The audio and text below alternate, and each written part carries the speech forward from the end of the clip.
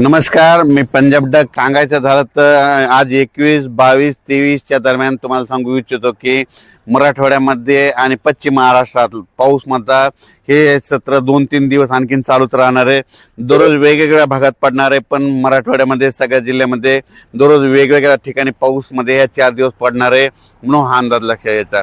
त्याच्यानंतर राज्यात देखील काय होणार आहे, म्हणजे दिवसा ऊन पडन, म्हणजे राज्यात पूर्व विदर्भ, पश्चिम विदर्भ, दक्षिण महाराष्ट्र, उत्तर महाराष्ट्र, कोकणपट्टी, खानदेश काय होईल, दिवसात दुपारपर्यंत ऊन पडणार, लगेच काही ठिकाणी दुपारनंतर, काही ठिकाणी रात्रीच्याला, काही ठिकाणी मध्यरात्री स्थानिक वातावरण तयार होऊन पाऊस पडणार आहे म्हणून हा अंदाज काय करायचा सर्व विभागातल्या शेतकऱ्यांना लक्षात यायचा. मग त्याच्यानंतर काय होणार आहे, पण 25 आणि 26 तारखे 25 आणि 26 सप्टेंबरला राज्यातला थोडा पावसाचा जोर थोडा कमी होणार आहे, पण त्याच्यानंतर राज्यात परत एकदा मोठा पाऊस येणार आहे म्हणून हा अंदाज सर्वप्रथम शेतकऱ्यांनी लक्षात द्यायचा. मग तो मोठा पाऊस कधी येणार आहे, तो काय होणार आहे, 27 तारखेपासून ते 30 तारखेच्या दरम्यान राज्यामध्ये ठिकठिकाणी मुसळधार, काही ठिकाणी अतिमुसळधार, काही अतिवृष्टी देखील होईल म्हणून हा अंदाज लक्षात यायचा. मग तुम्हाला एक सांगू इच्छितो की तो पाऊस कुठं होणार आहे, तर सगळ्या सुरुवात काय होणार आहे, सुरुवात होणार आहे म्हणजे सांगायचं झालं तर पूर्व विदर्भातून काय होणार आहे, 26 तारखेला सुरुवात होणार आहे. 26-27ला तो पाऊस काय होणार आहे, परत मराठवाड्याकडे येणार आहे.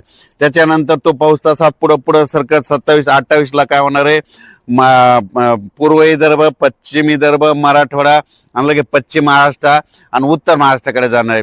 त्याच्यानंतर 27, 28, 29च्या दरम्यान संपूर्ण महाराष्ट्र व्यापून टाकत आणि ठिकठिकाणी काही ठिकाणी मुसळधार, कुठं अतिमुसळधार, मुंबई देखील मुसळधार होईल, पुणे, सातारा, सांगली तिकडे देखील अतिमुसळधार पाऊस पडेल.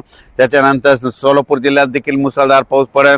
त्याच्यानंतर लातूर जिल्ह्यात देखील आहे, बीड जिल्ह्यात देखील आहे, परभणी जिल्ह्यात देखील आहे. त्याच्यानंतर जालना, नांदेड, संभाजीनगर, म्हणजे सांगायचं झालं तर जिल्ह्यामध्ये 2-4 म्हणजे खूप ठिकाणी जोराचा पाऊस, कुठं अतिमुसळधार, कुठं रिमझिम असा पाऊस पडणार आहे म्हणून हा अंदाज लक्षात घ्यायचा. सांगायचं झालं तर 27 ते 30 तारखेपर्यंत चांगला पाऊस पडणार आहे. 1 तारखेला परत राज्यात काय होईल, अशी चांगलं धुई येईल, म्हणजे ऊन पडायला परत धुई येणार आहे.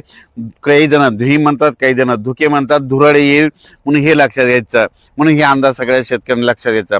सांगायचं झालं तर म्हणजे 26 तारखेपासून 26 तारखेच्या रात्रीपासून म्हणजे सुरुवातीकडून म्हणजे पूर्वेकडून होणार आहे आणि त्याच्यानंतर 27ला तो पाऊस मराठवाड्याकडे येणार आहे आणि 28ला मग आणखीन बऱ्याच भागाकडे जाणार आहे. म्हणून सर्व शेतकऱ्यांनी काय करायचं, जशी शेतीची वेळ भेटेल तशी कामे करायची आणि सोयाबीन काढायला आला असेल तर तुम्हाला 30 तारखेच्या नंतर मग पाऊस उघडणार आहे. 30 तारखेच्या नंतर 2-4 दिवस पुन्हा परत काय होणार आहे, म्हणजे हवामान कोरडं राहील 30 तारखेपासून म्हणून ही एक अंदाज लक्षात घ्यायचा.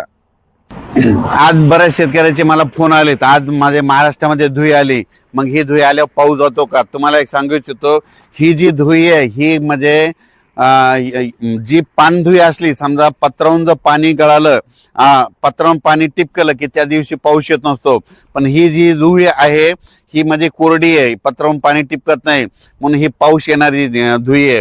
तर पाऊस जात असताना म्हणजे पाऊस कसा निघून जाणार यापुढे तुम्हाला एक सांगतो, कोणाला विचारत जाऊ नका, काय होणार आहे तुम्हाला सांगतो. 1 ऑक्टोबर ते 10 ऑक्टोबर दरम्यान, 1 ऑक्टोबर ते 10 दरम्यान एक धुई येईल बघा.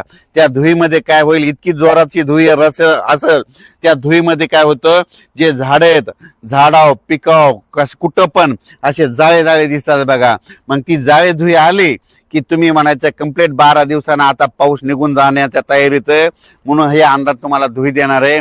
म्हणून तुम्ही काय करा, 1 ऑक्टोबर पासून ते 12 ऑक्टोबरच्या दरम्यान एकदा राज्यात धुई येईल. ती मोठी धुई आल्याच्या नंतर जाळे समजा पिकाव तुमच्या पडले, झाडावर पडले, कुठं जाळे दिसू लागले, असे जाळे जाळे दिसू लागतात, जाळे धुई त्याला म्हणतात. जाळे धुई आली की लगेच पाऊस निघून जायचं, कंप्लीट 12 दिवसांना तिथून पाऊस निघून जायला तयारी करतो म्हणून हे सगळ्यांनी लक्षात घ्यायचं.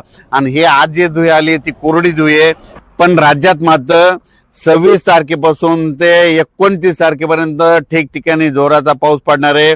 पूर्व विदर्भ मध्ये 6, पश्चिम विदर्भामध्ये 11, म्हणजे 26, 27, 28च्या दरम्यान पूर्व आणि पश्चिम विदर्भामध्ये काही ठिकाणी मोठा पाऊस पडणार आहे. म्हणून पूर्व आणि पश्चिम विदर्भातल्या जिल्ह्यातल्या तालुक्यातल्या शेतकऱ्यांनी स्वतःच्या पाळीव प्राण्याची काळजी घ्यायची, कारण की त्याच्यामध्ये